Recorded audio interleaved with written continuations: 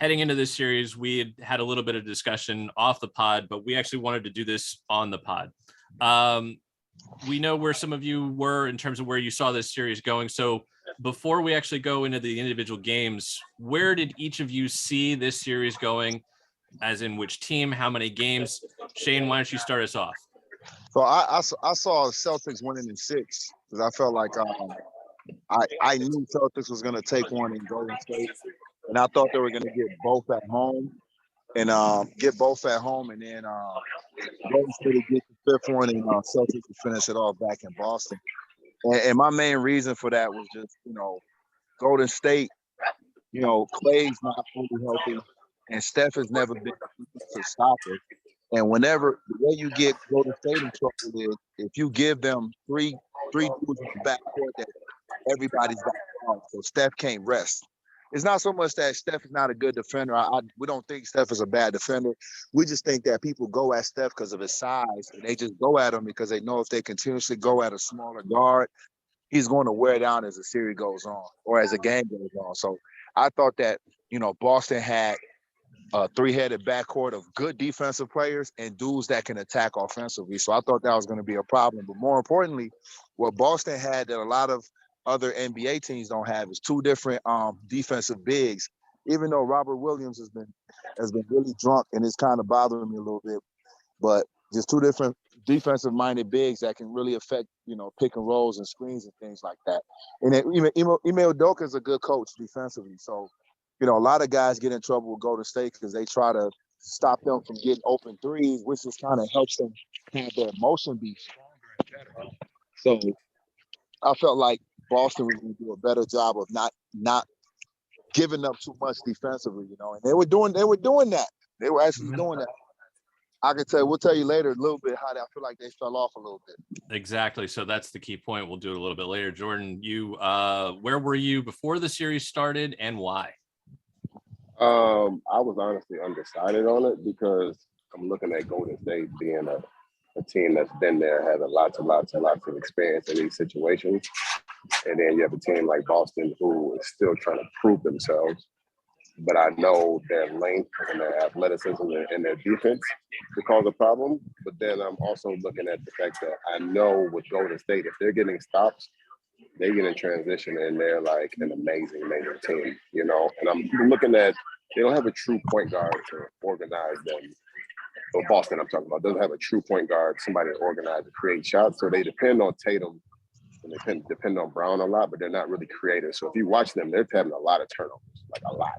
So the games that they're turning the ball over, Golden State is getting in transition, and that's when they're scoring, and that's when Golden State has like advantage. The games with Tatum and Brown are taking care of the ball, and it's harder on Golden State. They're not scoring as much. So I think it was going to be like a true, I won't say chess match because I think the teams are who they are, but those 2 things are the determining factor. Just the turnovers in Boston, So I was always worried about, man, can Brown and Tatum, I know they can score, but can they create the shots for everybody? Will they take care of the ball? You know what I mean? So yeah. So would it be fair to say my prediction before the series was I really didn't know coin flip game in 7. So it sounds like you may not have necessarily thought however many games, but it almost sounds as if you were on coin flip too. I was on coin flip, and part of me was just like, man, I can't see Golden State losing just because. You know what I mean? Like just the experience, and then I still feel like Boston is still trying to prove themselves. Like I was still so surprised to see them even beat Brooklyn because I felt like Tatum and Brown looked up to like Kyrie and KD so much. Like it's kind of like you got to beat your older brother one-on-one. You know what I mean? And it's like they proved it then, and they're kind of proving it now. So we'll see. I was still going with Golden State though. So that's interesting, but you actually get us to a good point. Game 1. That's one that the Celtics wound up taking from the Warriors pretty convincingly too. So if you want to start us off there, what did you see specifically out of those games? Giordan, I think that you kind of hit on some things in terms of what you saw.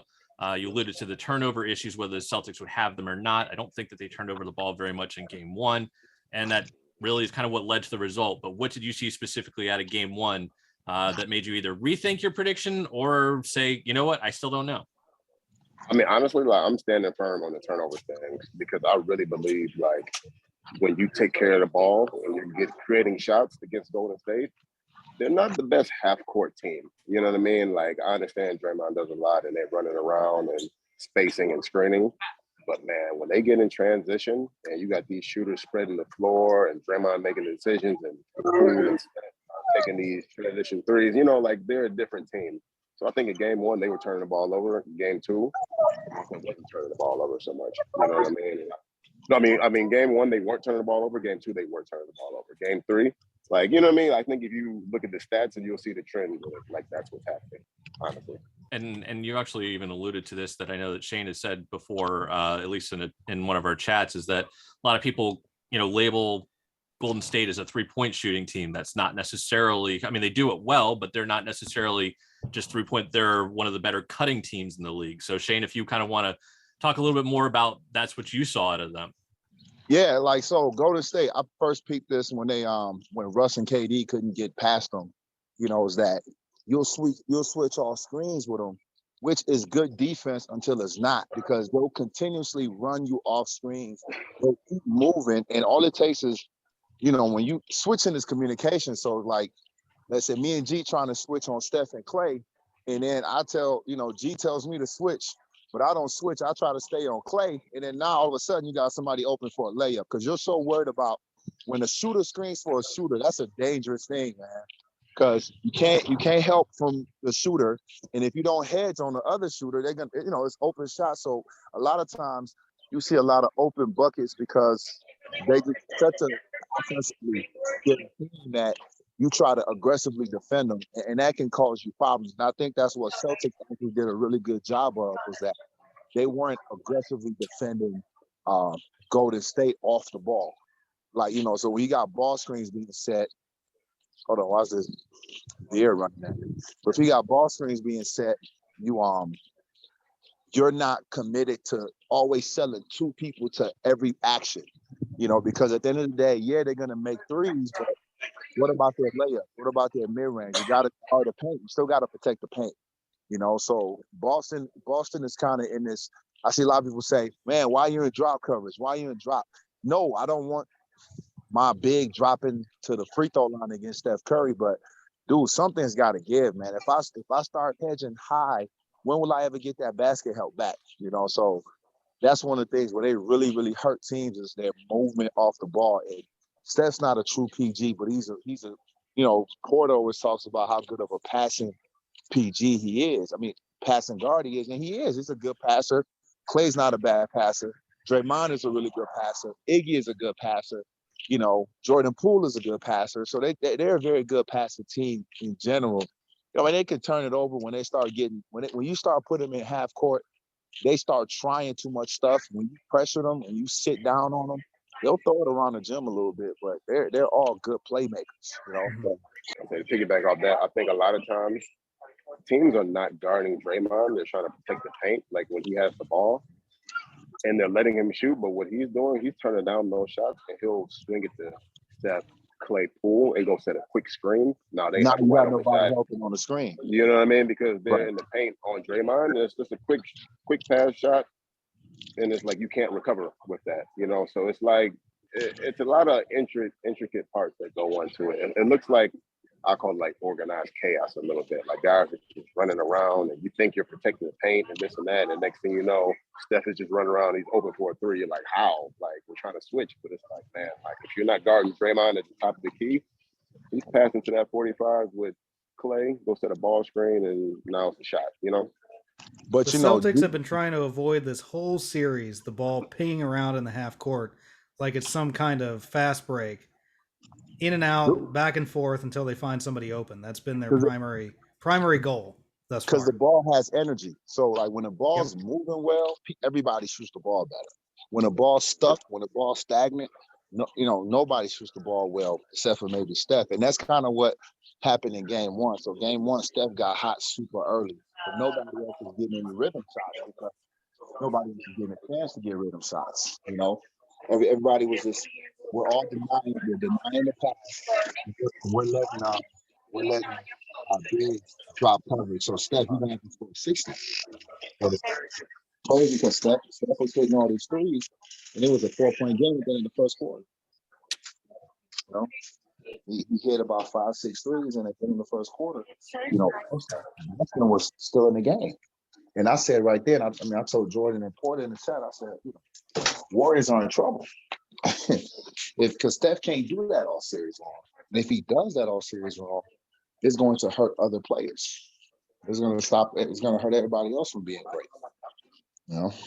So that's kind of what happened. I think later on in the game, and then also one thing I've noticed about Golden State is as hot as they can get really, really cold in the half court. Gee, stop me if I'm lying.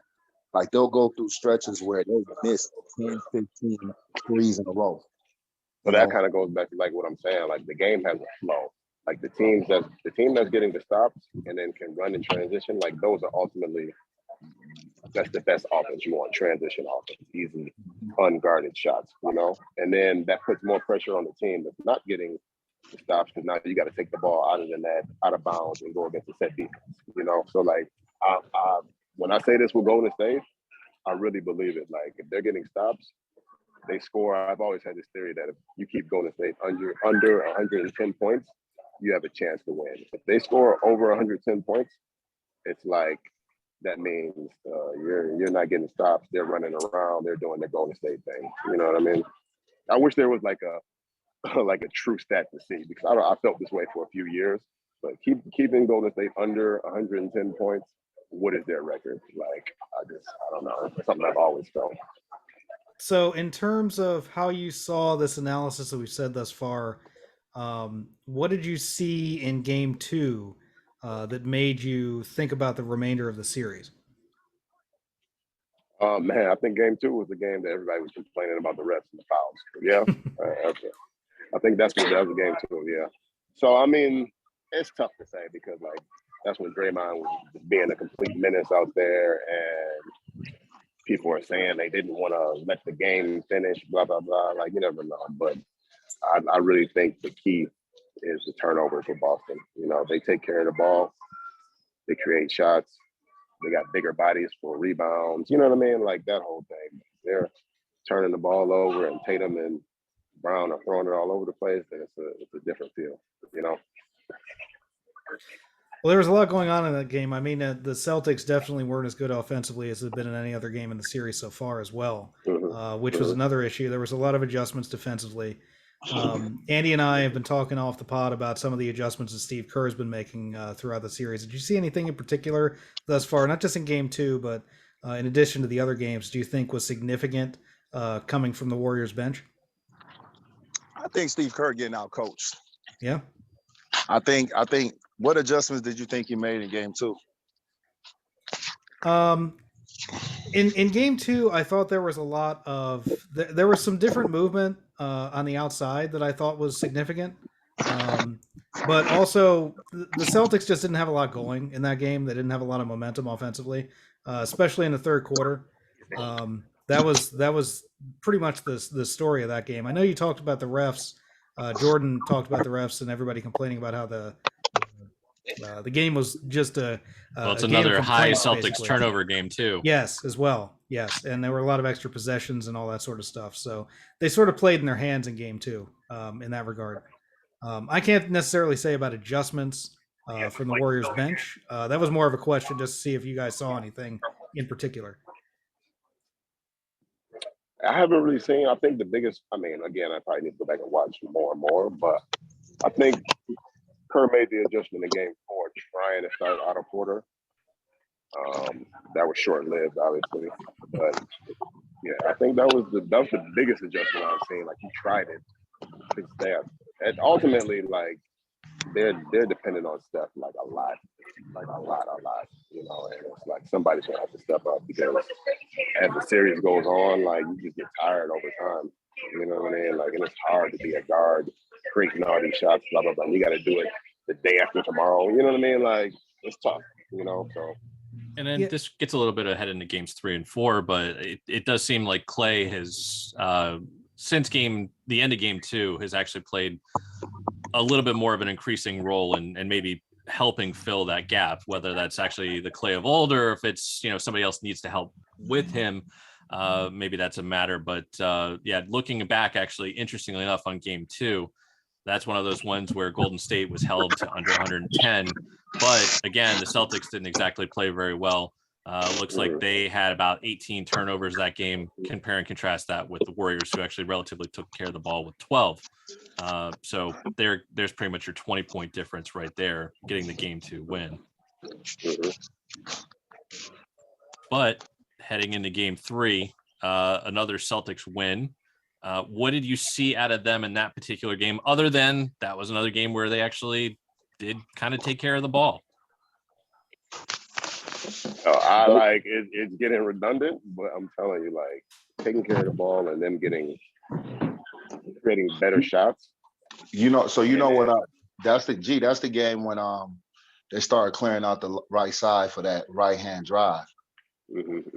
Game 3 was when they started to leave one player on the ball side and then just driving that right side against Clay, Steph, and whoever else they felt was barbecue chicken. I mean, and Jason Tatum was. So break it down, like basically, so like Golden State is playing in the gaps, right? So they're leaving the first guy and they're jumping in the gaps, trying to stop Tatum and Brown from getting to the lane. So instead of them going towards the middle, where there's like 2 guys to help, the top level guy and the bottom guy, they're flipping it to the outside where there's only 1 guy in the corner that can help. And then it's easier for them to get in the paint that way. You guys follow me, yeah? And then Brown got hot early, and Tatum kind of grounded pounded the game. He kept walking them down. They didn't call some fouls early. He just kept walking them down, and the game opened up. He couldn't guard them. So the game really opened up just from strong drives, drive right. Game was over. Which this also dovetails into, again, Giordan said you didn't want to be redundant. That's a good way of looking at it. Not to be redundant, but the Celtics only turned the ball over 12 times compared to Golden State's 16 in that game. So they definitely cut down the turnovers, and you think that was that style of play lent them to taking care of the ball a little bit better, right? I think so, because again, like you're asking, like I said, they don't have a true point guard. Like I think Marcus Smart putting him at point guard was a great idea, because it allows Tatum and Brown to have the ball more as opposed to having Kemba or Kyrie. But at the same time, it kind of shows that they're not true playmakers and scorers. You know what I mean? So it's like you're going to have the games where they have a high amount of turnovers, and then they have the games where they're scoring and doing their thing. So it's like, and it's just tough when you're playing against Golden State, because when they get in transition, I think they're deadly, One of the players I wanted to bring up that we haven't really talked about so far that I feel like has been a significant factor in this series is Andrew Wiggins, who in game 3, he had 40 minutes, had 18 points.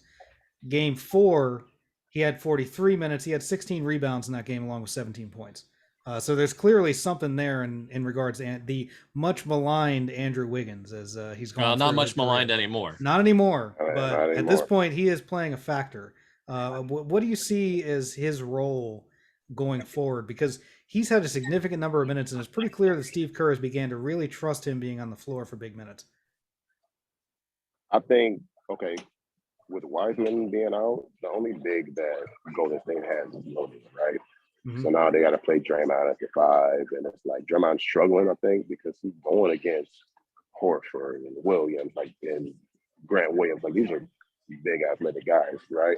So I think Wiggins is stepping up on the rebounding, being long and athletic. Like, of course, Steph went crazy in game 4, but it's like, man, Wiggins is the one who really had his imprint all over that game. Like, 16 rebounds is crazy. You know what I mean? Coming from a 3-man, 4-man. You know what I mean? So I think him being long and athletic is kind of saving them, because it's like they're playing Looney, but then when you play Looney, it's like, okay, and now you're taking away from Poole being on the court and do all this kind of stuff. So it's like Wiggins is the one stepping up, getting these rebounds, slashing, playing defense. Like, his imprint was really all over game 4. Like, if he can continue doing that, then game. We're not talking about Wiggins enough, honestly. I mean, at all.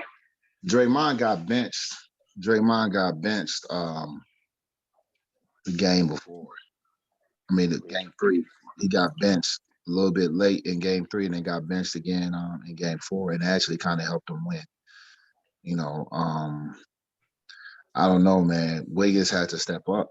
You know, you needed somebody else, and he's been consistent. We talk about Clay being inconsistent. Wiggins has been consistent the entire series. You know, he's been. I mean, I have to confirm that, but I feel like he hasn't had a bad game. And I think you talked about how the Warriors kind of the way they make their offense, they shoot a lot of shots and they miss a lot too. So you need those guys that can rebound those shots when they're putting them up out there. And so maybe a more athletic guy is the ticket for them. Yeah, I mean, so that's what I think. If they had Wiseman right now, it would be really, really, really dangerous for them. But they don't. So, you know, that's why Wiggins is like. I'm surprised they still haven't played Kuminga. You know, I don't know how that would how that would work with benching somebody else. But I'm like, man, Kuminga is by far the most athletic guy on the team, and what he could bring playing defense and slashing and running, like it would make them a more dynamic team. But now you got to sit somebody, so stuff. That would be the big adjustment that Kerr could make that would make a difference. And honestly, I wonder if Clay stepping up a little bit maybe held that off, because Clay 1 through 2 wasn't really doing a whole lot, I don't think. So maybe Clay stepping up a little bit has delayed that idea. I'll put that to you. I think it's hard to bench Clay, but at the same time, he wasn't really providing a whole lot until games 3 and 4. So, I mean, hey, this is why coaches they get paid, right? Because we got to make these decisions, and it's not easy. But I think you roll with your guys. I'm starting Jordan Poole over Clay.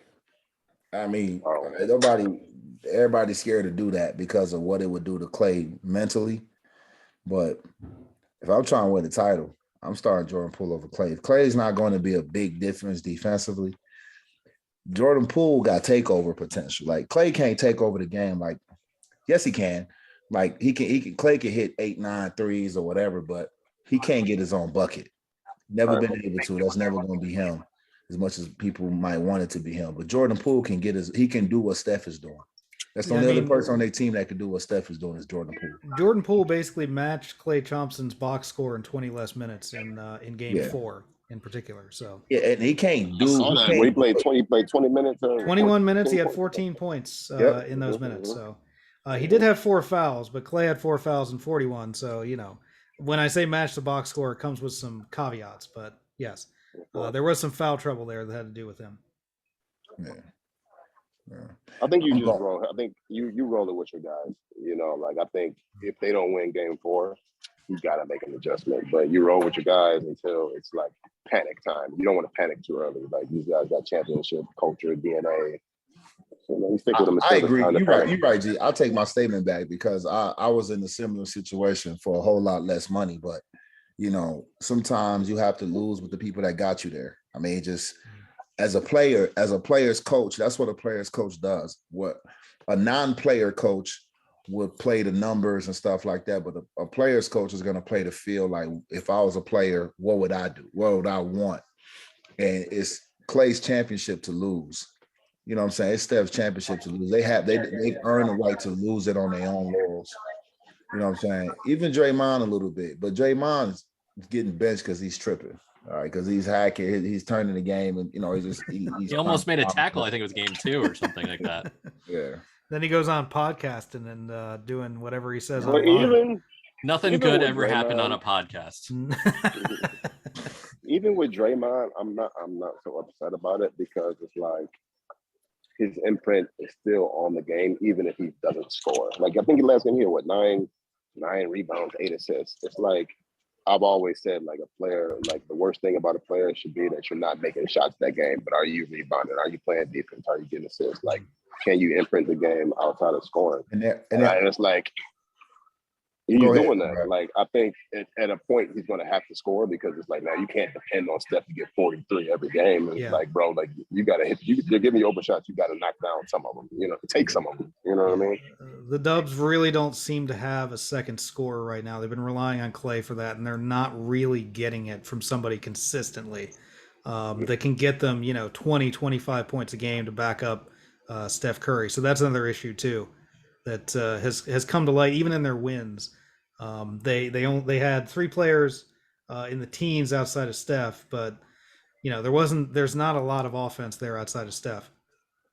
But I mean, and that's Golden State. But at the end of the day, it's 2-2. So Boston got to do something different. Exactly.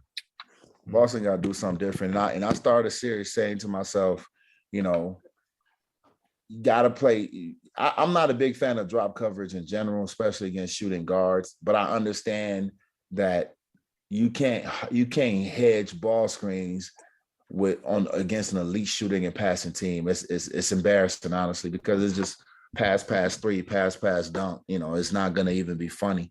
So you have to play something like a drop coverage, or you got to switch. And if you switch, the first thing Steph is going to do is take it back out 2 steps.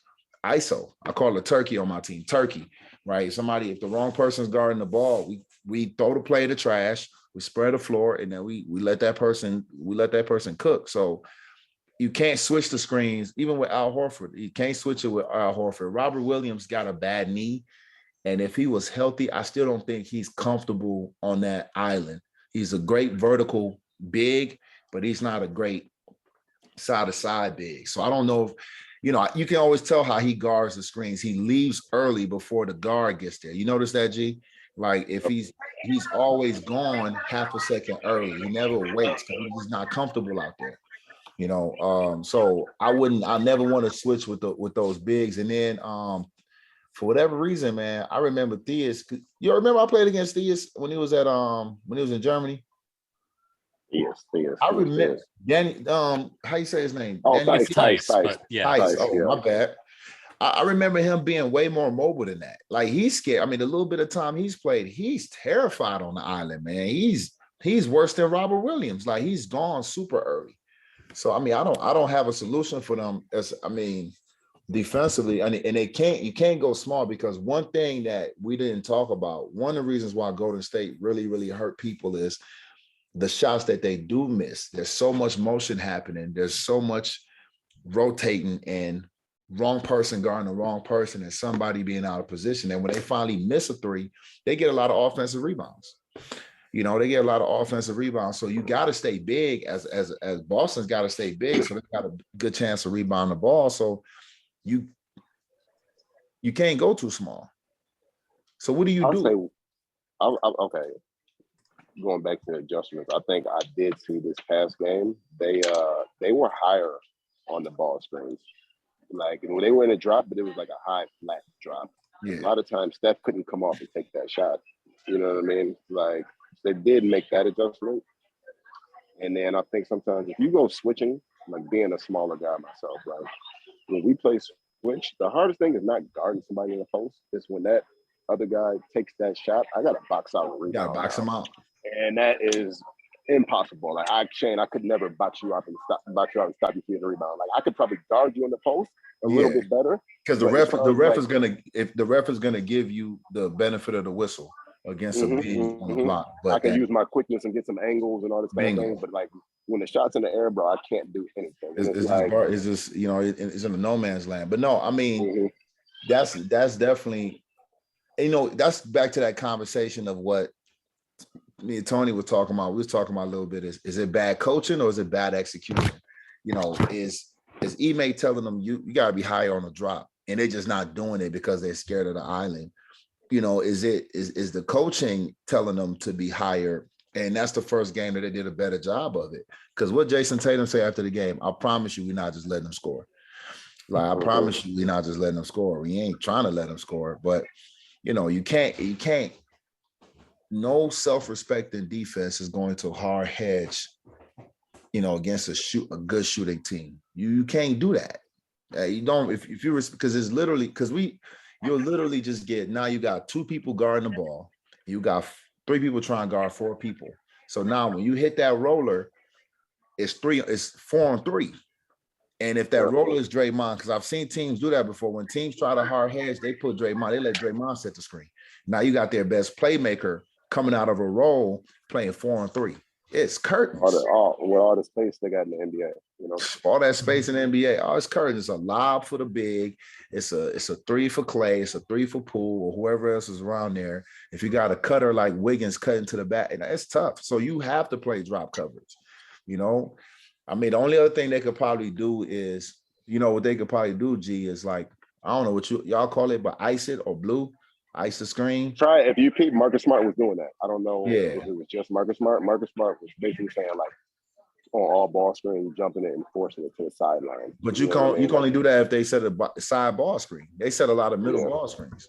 So you ice a ball screen. Icing them. Everybody has a different name for it. But if somebody's setting a ball screen on me on the side, what I'll do is I will pretty much my big will call it out. My big will tell me ice the screen. So what I would do as a guard, so what G, if I'm the big and G's the guard, I will tell him as the screen's coming up the side, ice.